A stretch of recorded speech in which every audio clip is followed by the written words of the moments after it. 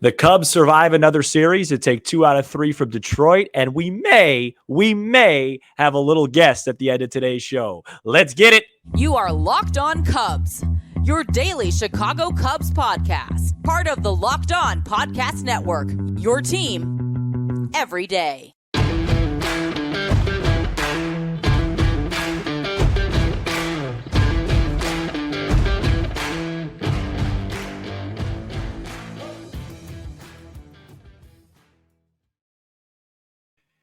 You are Locked On Cubs, part of the Locked On Podcast Network, your team every day. I'm Sam Olber. Please support the show by following on your preferred audio platform, and you could watch, subscribe, and leave a comment on YouTube.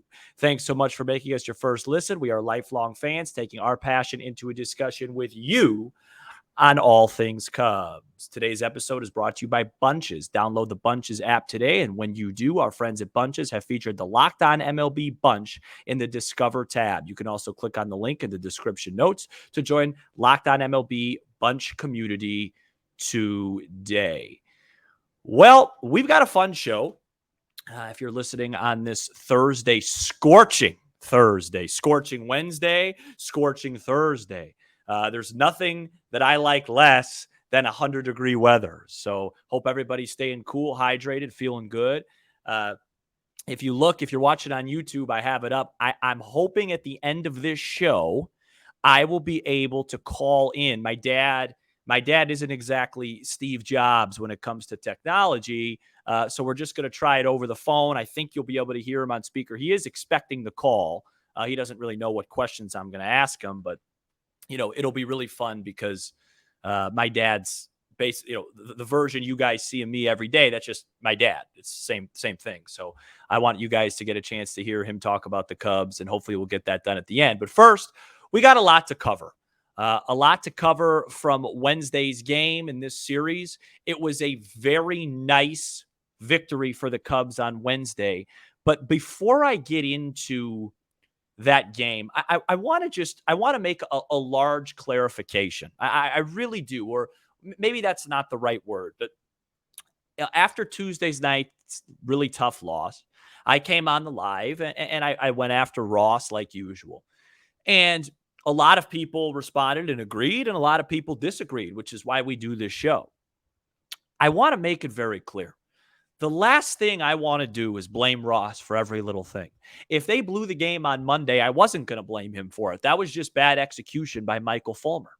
But my job on this show is to come on and give my takes. And my take is that the one thing that consistently has held this team back in 2023, albeit still a very successful season thus far, is just poor decision-making on the margins. And on Tuesday night, you can't ignore something like that. You can't ignore Drew Smyly staying in the game for 80, 90-plus pitches. And the thing that I'm confused about, and I'm transitioning now into Wednesday's game, the thing that I don't understand is a similar thing happened again, where Jameson Taillon, you can make the case, was left in too late. I'm going to leave that alone, and I'm going to attack the next inning when Michael Rucker, who hasn't pitched since late July, it's been about a month, and got called up a week ago and has not appeared in a game, just randomly shows up in a tie game in the seventh inning of a very important game. And the rhetoric, the response I'm hearing from the Cubs people and fans are saying, hey, Sam, the bullpen's fried. And that's why Ross did what he did with Smyly. And that's why Rucker was in. And that's why Taillon was left in late. And I just have to ask you, and I'm not asking this rhetorically. This is a serious question. So if you'd like to comment and answer, by all means, you can. Why is the bullpen so tired? The Cubs played 5 games last week. They had 2 days off. All 5 of those games, they got 6-inning starts. I don't understand this idea that everybody's fried. Now, Adbert Alzolay does look a little bit fatigued. Maybe it's something like Ross knows that at the end of the day, the games that are really going to matter are the head-to-heads against Milwaukee, the head-to-heads against Cincinnati, Arizona, San Francisco, and he wants the bullpen fresh as could be for those series. Maybe that's it. And if that is the case, maybe he could come out and say that so I don't have to question everything. But It just seems odd to me. When I saw Michael Rucker appearing in the 7th inning of that baseball game on Wednesday, I was in the middle of work. I thought I was hallucinating.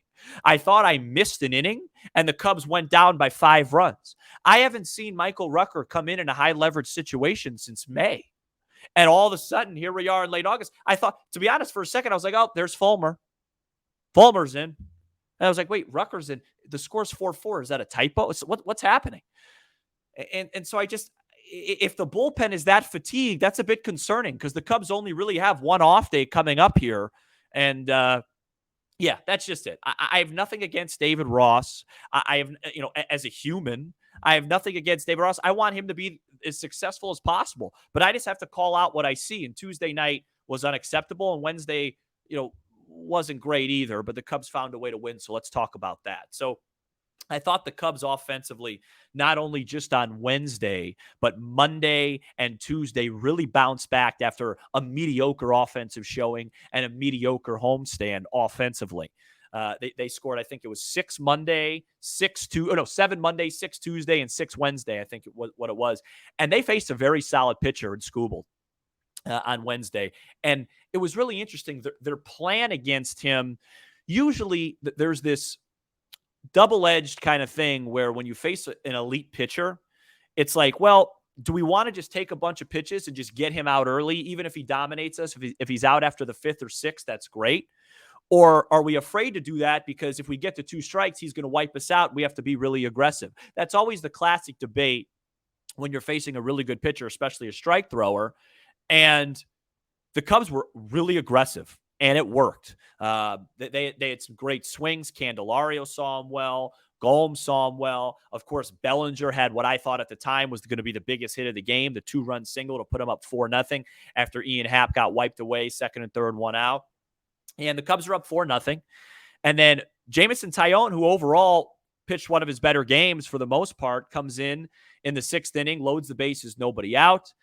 And then he does a heck of a job. He gets Riley Green and Spencer Torkelson to make outs without any run scoring. And it was 4-0, bases loaded, 2 outs. It was like, you're picturing Pat Hughes saying, well, this is the turning point of the game. You felt like if he escaped that jam, the Cubs are going to cruise the rest of the way. He falls behind Stan Musial. Ted Williams. Mickey Mantle. Kerry Carpenter. And 3-1 pitch, grand slam. And man, I was on a call when that happened. So I couldn't react. I was on a work call. And when that ball landed, they were like, Sam, you there? You with us? I felt so devastated and defeated after that. And then the Cubs rallied back. Biggest hit of the game, 8th inning, 2 men on, 2 outs. Yan Gomes. Base hit to left field, scores a run. And then in the 9th, the Cubs added on beautifully. 1st and 2nd, nobody out. Madrigal sack bunt. Nico sack fly. Got a little hairy there in the 9th inning, and Alzolay was able to shut the door. Look, I get it to all those people out there that are saying, hey, it's not pretty, man. It's not pretty, Sam. They're not playing great. Yeah, but it's good enough. I always was concerned with this series. You guys listened to Monday's episode. I expressed that concern. So getting out of there 2 out of 3 is a really good result. It stinks that Milwaukee is white hot right now. They've won 5 in a row against pretty good teams. Cincinnati won game 1 of their doubleheader on Wednesday. They're playing game 2 right now. The Marlins lost. The D-backs were idle. But you got to just keep kind of plowing away. I think if I get a hold of my dad, I think what he's going to say too, just knowing, because we've talked off the air, the pitching terrifies you. It just does. The starting pitching right now, it terrifies you. And that's why I'm so insistent on leaning on this bullpen and getting these starters out early, because I do think the Cubs have some upside in the pen.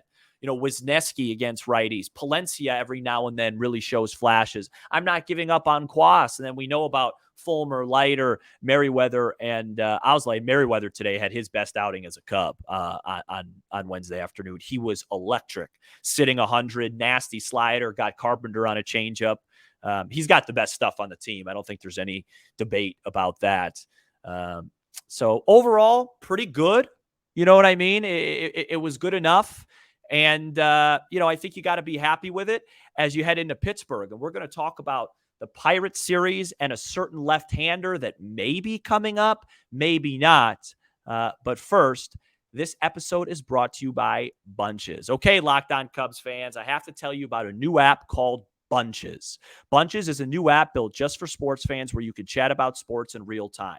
Go to the Apple App Store and download Bunches now. I'm telling you, you're going to love the conversations with other Cubs fans. Bunches is the place where sports fans chat.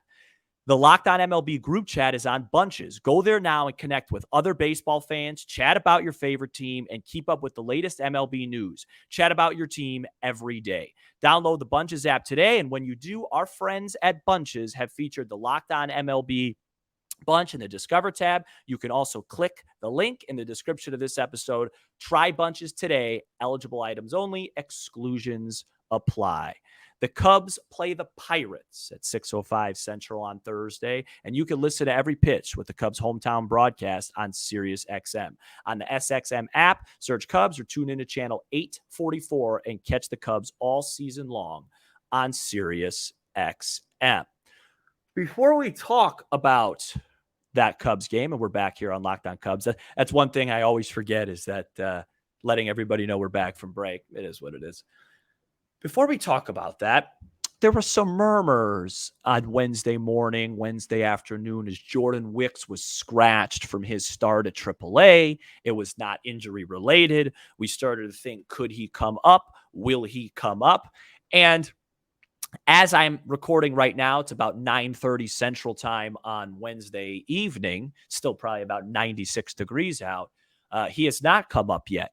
However, I do think that it's worth talking about with him because I was somebody that was apprehensive about a couple of weeks ago to bring up these guys and put them in a tough situation. But then I really read up more on Jordan Wicks and, looked at his career. And this is kind of what he was drafted to do. He is not a super high upside arm. He is nowhere near the level of an upside guy like a Cade Horton. But his kind of value, what made him attractive and draftable in the late first round for the Cubs is that he could advance quickly and he's not afraid of the moment. And right now, this season, he has a 7-0 record. He has a 3.55 ERA, pretty good numbers overall. And my take on it is this: Drew Smyly, going back to the preseason, going back to April, we always were talking with this Cubs team, ceiling and floor, right? What's a guy's upside? What's his downside? What's the upside right now of Drew Smyly? The absolute best case scenario for Drew Smyly is to go out there against a bad team like Pittsburgh this weekend and just keep the Cubs in the game. 5 2/3, 3 earned runs, something like that. Cubs win like 7-4. That's the upside. The downside is what we saw on Tuesday night. So I ask you, why wouldn't you give Wicks a chance? It's not like a Ben Brown situation where he's walking the ballpark. He's been solid at AAA since he's been there. And the thing with Wicks is there's legit upside there. Maybe the league hasn't seen him yet. He comes in and gives you a huge lift for about a month. Maybe he makes 4 or 5 starts with an ERA in the low 3s, wins 2 or 3 of them. Could go deep in the game, unlike Drew Smyly. I guess what I would ask Jed Hoyer and David Ross is, what's the downside of it? If he comes out and gets rocked, that's what Drew Smyly's doing, right? What's the difference? Throw Smyly in the bullpen. Smyly can be his backup if he does get overwhelmed and the moment's too big for him. And if something goes wrong, you bring in Smyly as your long guy. I really have come around to give this kid a shot. That's why you draft him. All the teams around the league that are contending are leaning on these type of guys to give him a spark late. I think PCA is going to be up soon too. And I think Jordan Wicks should start before Drew Smyly does again. I really do. And I wanted to say that publicly today. As far as the Cubs Pirates go, previewing this series, I don't, we play these guys all the time. 6 times, I think, so far this year. We've won all of them.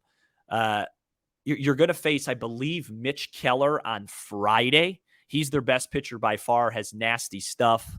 I think I saw Bailey falter on Sunday, and then they were still TBD for Thursday and Saturday. For the Cubs, I think it's Hendricks Thursday, or Steele Thursday, Hendricks Friday, and then it's supposed to be, Assad and Smiley on Sunday. I really don't want to ruin my Sunday. And again, it's nothing against Drew Smiley, right? Like put him in the bullpen. It's fine. It's just one of those things. It's kind of enough already. In this series for the Cubs, very simple. 3 out of 4. If you go into Pittsburgh and you win 3 out of 4, whether it's, a successful blowout, if it's 1-0, 2-1, then you did your job. You went 8-4 in this 12-game stretch, and you can't be angry about it. And then it gets, really, really fun with Milwaukee coming to town. Then you go to Cincy, Arizona, the Giants. You basically have 4 straight series with teams that you're competing with. So finish this stretch strong. Don't split. Find a way to get 3 out of these 4 games. I love that Steele's opening the series. That should get us good vibes, get us going early, feeling good, and keep this momentum going. It's the dog days, as my dad, ironically, who's hopefully going to come on here shortly. He always refers to August as the dog days. It is, and you got to just keep grinding. So I'm about to give a call to my dad, see if he could come on. But first, this episode is brought to you by Sleeper. Sleeper is a fantasy sports and real money gaming app focused on bringing people together through sports and gaming. Sleeper has become the fastest organically growing fantasy platform in the world, with over 5 million active users in 2022. At Sleeper, it's not just about sports, it's about building personal connections and lasting memories. Sleeper is now offering up to 100 times payout for up to 8 pick contests. Choose as many as 8 players that you like and pick more or less on your favorite baseball stats, like home runs, strikeouts, hits, and more. You can use promo code, I lost my spot, Locked On, and you'll get up to $100 match on your first deposit. Terms and conditions apply. See Sleeper's terms of use for details, currently operational in over 30 states. Check out Sleeper today. All right, we're back here on Locked On Cubs, and I am going to give my dad a call. We're going to see if we could talk Cubs here with him. And it should be a good time. So let's see. Hopefully you guys can hear that okay. I think you will be able to.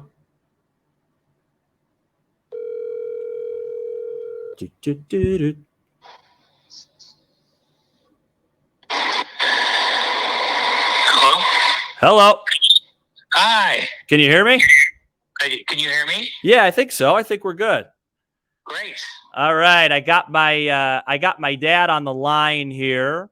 As I said before I called him, most of the things you guys hear from me pretty much come from him. The personality, the passion. He's not, and I'm going to speak for you for a second, Dad. He's not as locked in as he used to be when he was my age, or even when I was younger, because that's what happens. But he knows his stuff. He loves to talk about it. And that's pretty much where I get it from. So, Dad, thanks for coming on. It's long overdue. First, tell me what you're feeling about the 2023 Cubs, what you like, what you don't like, and let's go from there. Okay, sounds good. What I like was pretty much what we saw today. This team is loose, and they're good, and they know they're good. And they play baseball the right way. Sacrifice fly, for example, late in the game to give us a little bit more insurance.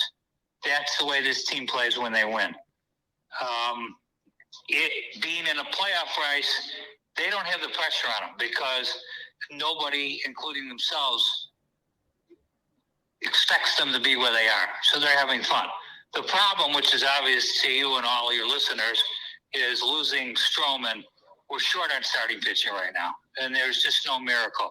Assad, if he can do the job the way our closer's pitching, and it's exciting because it's a real pennant race. When we won the World Championship, we were favorite. They're in a real pennant race. It's going to come down to starting pitching, and we're a little short, but we're winning series after series. And as Ron Coomer alluded to, when you go on the road, you don't have to sweep. You just got to win series, and we're doing that. So I like our chances. It seems to be our year.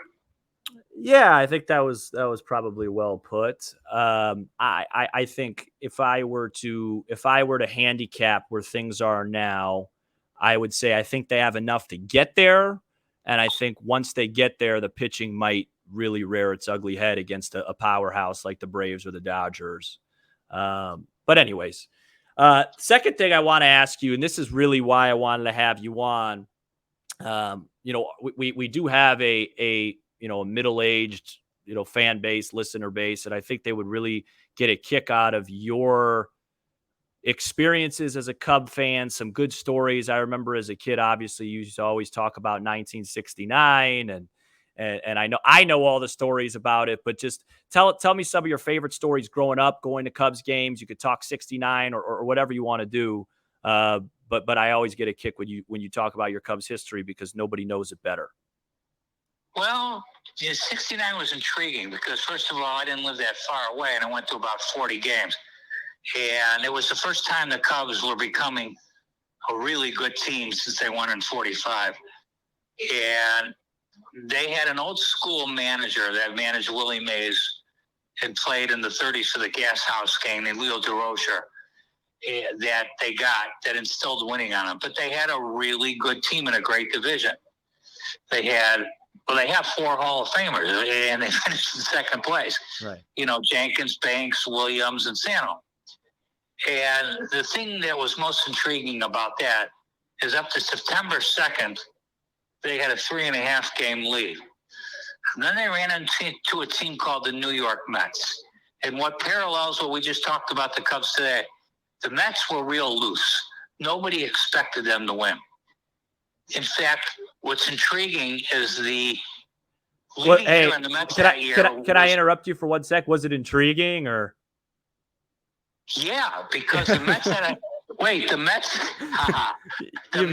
There's other words. There's other words in the English language. All right. Well, anyway, the Mets' best hitter was only batting .270, but they had Tom Seaver, Jerry Kuzman, Gary Gentry, and a rookie named Nolan Ryan. Most of your middle-aged people would remember him. Well, everybody would, yeah.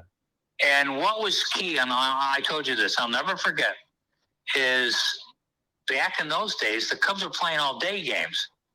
And when the Mets won, and this is the reality of it, you could talk about luck. I got a good story in a second.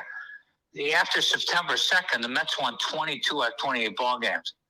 But they were winning and playing night games. After the Cubs lost the day game, the Mets won. So psychologically, like I go to the game the next day, the Cubs already had so much pressure on them and knew that they just, couldn't beat them. And I snuck down, the ushers would chase me around, but I snuck down to the box seats. And I'll never forget this. I could see the fear. I could see the Cubs being scared in their eyes. Now, one of the stories is they had a big series September 4th with the Mets. Reality versus fantasy. Somebody threw a black cat on the field to jinx the Cubs. Right. That's Cub lore. Right. But the reality is the Mets won 22 out of 27. And DeRocher, and this killed him, he was always afraid to put in another closer to give their star closer at the time. His name was Phil Regan. They called him the Vulture, a break. He didn't give any of the infielders a break, and they had a great backup named Popovich. He believes I'm going to win with my back. And they got worn out because they were playing all-day games, and they were playing a team that was loose with great pitching. And they were really great because they went on to beat the Orioles and win the World Series. Yeah, right. That's good stuff. The last thing I want to ask you, we have a few minutes, so you could talk for a couple of minutes. Sure. You tell me whatever you know. Yeah, no, it's good stuff. Usually, guys, he's not this serious on the phone, but he's locking himself in because he feels like he's on camera. This is the conversations that we have about 4 or 5 days a week, regardless of whether I'm on the air or not. So in 2016, Cubs win the World Series. You and I are not living together at that time, so we didn't get a chance to watch the game together. So obviously, besides for me, what was like Cubs history is so rooted in our family and your family. what did you think about when they won, and kind of where did you go back to nostalgic wise? Because that was it for you. Them winning the World Series, that you saw your Bears win in '85, you saw your Cubs win in '16. Sure, I mean, that put the ghost of '69, all apartment, they all went away. and what did you think about, did you have any of those like nostalgic moments? Because, your mom wasn't around. Did I? I got a great story about that, as you are. You got it from me. I'm very superstitious. Yeah. And I was so frustrated when they were losing before, Hayward gave them the talk. I said, I got to do something to change my luck. I didn't like the TV announcers. I got in the car and just started driving around. And they came out of the rain delay, and Pat Hughes, who I love, was on the radio. And then everything went right, and they ended up winning. And I got my love from my mother, God bless her, who got it from her mother. And what I did is I parked on a street. I don't know where I was driving. I stopped. I actually shed a couple tears, and I was talking to her, which many people probably were doing at the same time. I said, Ma, you missed it, but we did it. I mean, she was as hardcore as you get. She would watch the Cubs every single game, 1977, when there were 25 games out, all those other years. So, yeah, there was a lot of emotion because that's where I got it from. And your grandmother, her mother, she knew every statistic about Ted Williams. Took me to my first baseball game. My great-grandmother. Yeah, great-grandmother. Yeah. Doubleheader, and Mickey Mantle, it was his last time. It was his last year, and I got to see him pitch hit in 1968. Yeah. And, she took me. And she was amazing. So, yeah, like a lot of families, it goes real deep. But I shed a tear, and I talked to her, and I said, we did it. And I said, Ma, we only had to do it once. And that's all I had to see. And we'll do it more. Yeah, I think so. I think they are headed in a direction to where that. Yeah, no, it's very exciting. A real pennant race is unbelievable. They think about it all the time. All right, last thing before you go, real quick. I'm putting you on the spot. Remember, 17-game season. How many games are the Bears going to win? Wow! Out of nowhere. Are you in your Are you optimistic? Or are you, because you switch every day? So. I got the highlights. Well, I'm switching now because they have offensive line problems, and everything is predicated on that. Like when they built the 85. Come on, just give me a number. It's a Cubs show. You're not gonna like it. I was at 9, but with these injuries, I'm saying 7 and 10. Oh, I remember they played 17 games. They never seem to get a break. And this is not going to be any different. All right. Well, that was awesome, Dad. I'm glad you called in. I will. Thank you for having me. It was fun. Yeah. I'm gonna. Hopefully, everything went well with the audio part of it, and I'll shoot you a text later tonight. All right, go for everybody. Go Cubs. This is exciting. All right. I'll talk to you. Thanks. Bye. All right, so that was my dad. That's a little peek. It's obvious as to why I have a show, because I don't stop talking. He doesn't stop talking, and I thought that would just be a really fun thing to bring on, because I've talked about him. Matt had his dad on a couple of times, and it runs in the family. It runs deep. So I'm debating on Thursday night going live. We'll see how that game goes, but maybe put that in your calendar. That may happen. Shout out to the everydayers who are with us all 5 episodes throughout the week, and you can become an everydayer by checking us out each and every weekday. Be sure to hit that subscribe button for Locked On Cubs on YouTube, and smash the like button for the algorithm. We are also on Apple, Spotify, and wherever you get your podcast and streaming on SiriusXM. I'm Sam Olber, and this has been another dad edition of Locked On Cubs.